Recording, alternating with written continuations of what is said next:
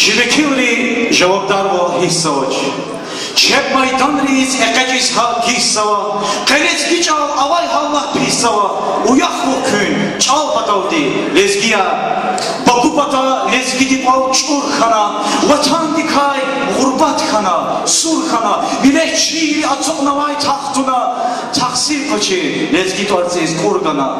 Bakupata lezgi ha kumbartuş. Karak elle hakikat ya afartuş. Sibur rikenin lehti tavakuna akah savay ever buya bakartuş.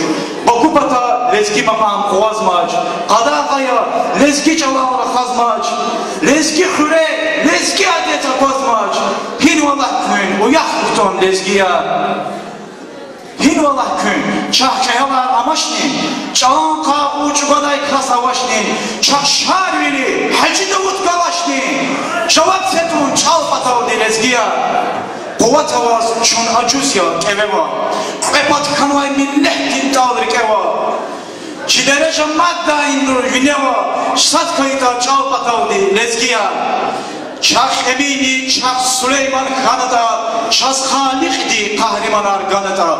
Şidamara lezgi yavata. Gafsadin çal patavdi lezgiya. Ziçal khedya am sadrani khkaftaç. Zimilletti hiç kuvahta yavattaç. Çiderece maddi viniza kahta. Sat kayıta çal patavdi lezgiya.